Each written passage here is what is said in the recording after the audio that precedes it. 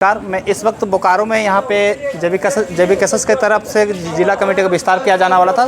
तो हमने यहाँ पे कुछ खास चीज़ देखा। आज तक जितनी भी पार्टियाँ जो कमेटी विस्तार करती थी कहीं ना कहीं गुप्त रूप से करती थी और एक अनोखा जेबीकेएसएस जो अनोखा तरीका अपना रही थी। यहाँ पे एक स्क्रूटनी की तरह, जैसे किसी परीक्षा में परीक्षार्थी को लिया जाता है कि उसका फॉर्म भरा जाता है, फिर उसका स्क्रूटनी होता है, फिर इंटरव्यू होता है, उस तरह से जेबीकेएसएस जिला कमेटी का विस्तार कर रही थी। तो ऐसा क्यों होता?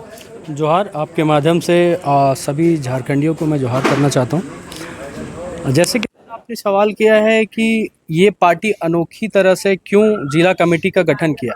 ये कमेटी ही इसलिए अनोखी तरीके से किया कि ये पार्टी ही अनोखी है।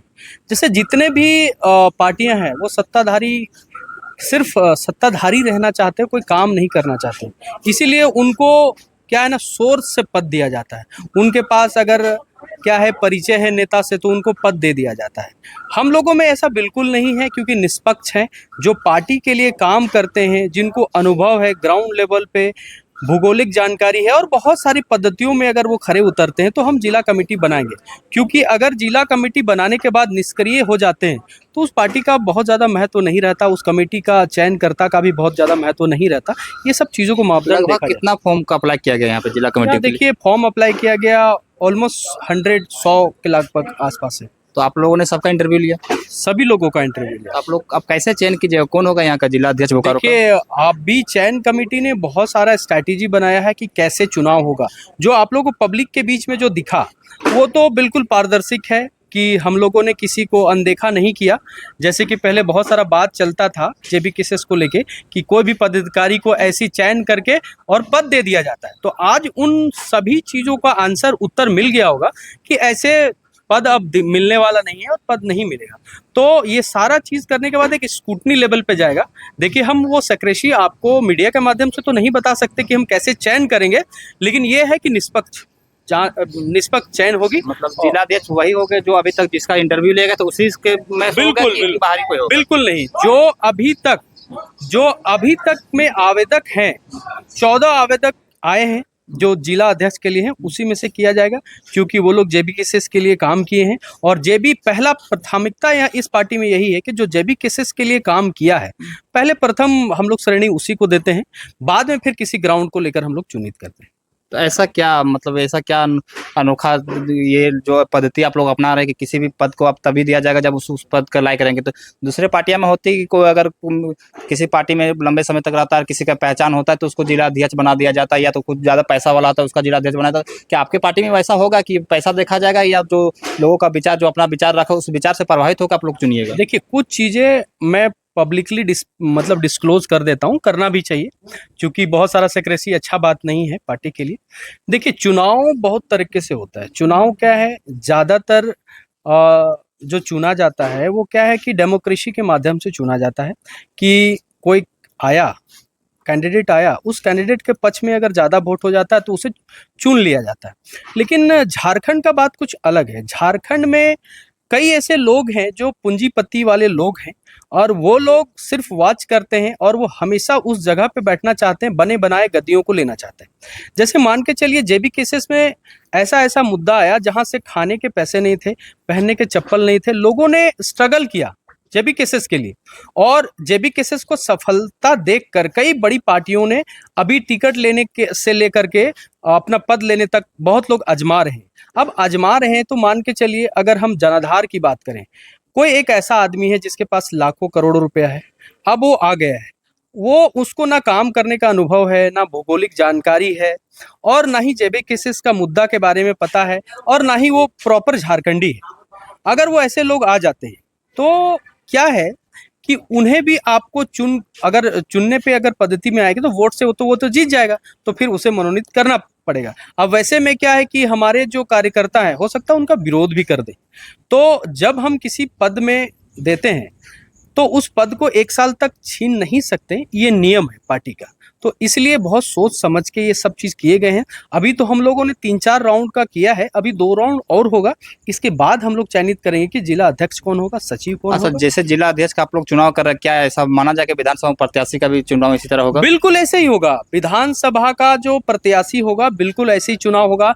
लोगों को कई गलत फहमियां हैं कि टाइगर जयराम महतो मतलब अपनी मर्जी प्रत्याशी का भी इंटरव्यू लिया जाएगा? नहीं, इंटरव्यू नहीं लिया, उसका चुनने का नियम अलग होगा। वो उसकी हर चीज का एक नियम होता है। जिला कमेटी या प्रखंड कमेटी चुनने का एक अलग नियम है, मापदंड है।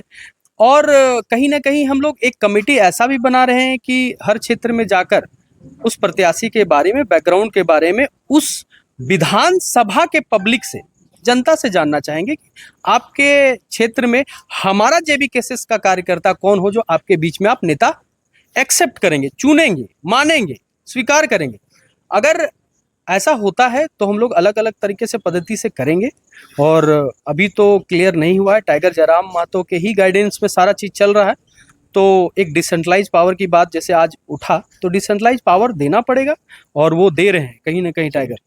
जैसे अभी ये पद्धति लोगों को, जिला कमेटी का आप भी ऊपर शायद सचिव पद के लिए नामांकन किया, तो क्या ये पद्धति आपको पसंद आई?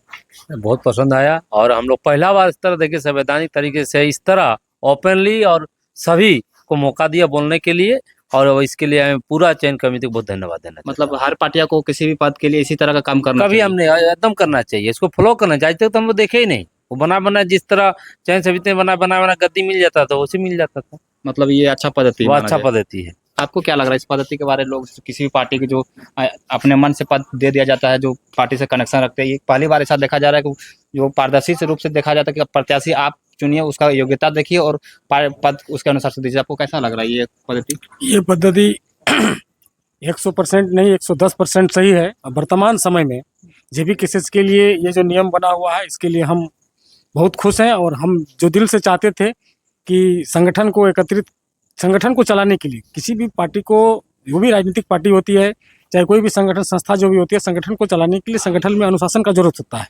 और अनुशासन का पालन करना ही एक कार्यकर्ता का जिम्मेवारी होता है। तो आज का जो आयोजन समिति के द्वारा जिस तरह चयन प्रयोग किया गया है, ये बहुत सुंदर है। और इससे हमको लगता है कि आने वाला समय में हमारे जेबी केसेस के कार्यकर्ता अपने सभी तरह के कार्य से मजबूत होंगे और अपना काम क्षेत्र में जाकर अच्छा से अच्छा करेंगे। जैसे कि आप लोग यहाँ बोकारो में भी कमेटी विस्तार कर रहे थे, बाकी अन्य जिलों में इसी तरह से कीजिएगा कि हर जगह अलग अलग?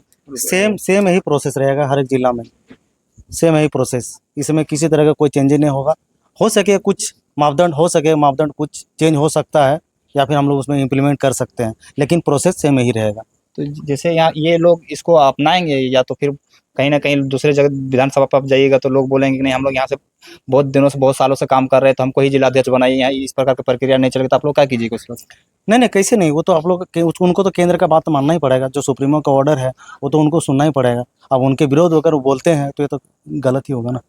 तो हमने यहाँ चयन समिति के कुछ लोगों से बात करने की कोशिश किया, और यहाँ पे कुछ अनोखा देखने को मिला कि लोग यहाँ इस बार एक, जैसे किसी एग्जाम में एग्जाम लिया जाता है उसी प्रकार से फॉर्म भरा गया था, और एक बाकायदा सबका 5-5 मिनट 10 मिनट करके टाइम दिया गया था, और उस सबके बातों को सुना गया था। और उसके बाद देखिए, अभी तो हम लोग एक अनुमान लगा रहे हैं कि 2 से 3 दिन में हम लोग रिजल्ट दे देंगे।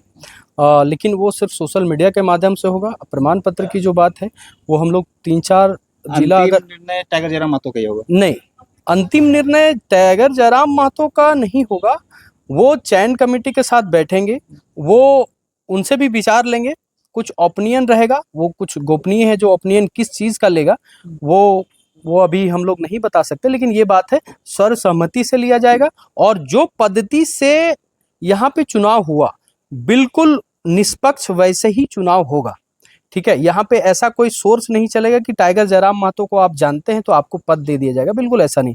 हम चयन, जिस तरह से हम लोग इंटरव्यू इन लोगों को लिए, वैसे ही हमें टाइगर जयराम महतो के समक्ष हमें भी इंटरव्यू देना पड़ेगा कि हमने इस पद्धति को कैसे सफल माना, और इसको चुना तो किस पद्धति से चुना, कैसे चुना, ये सब चीज हम लोग को ऊपर जवाब देना पड़ेगा। इसके बाद ही पद वहाँ पे। अब देखना दिलचस्प होगा कि बाकायदा 2 दिन का समय लिया गया। 2 दिन के बाद यहाँ बोकारो में पता चल जाएगा कि जिला अध्यक्ष कौन है, तब आपको सोशल मीडिया में पता चल जाएगा। तब तक के लिए हमारे वीडियो में बने रहिए। तब तक के लिए जोहार, जय हिंद, जय भारत।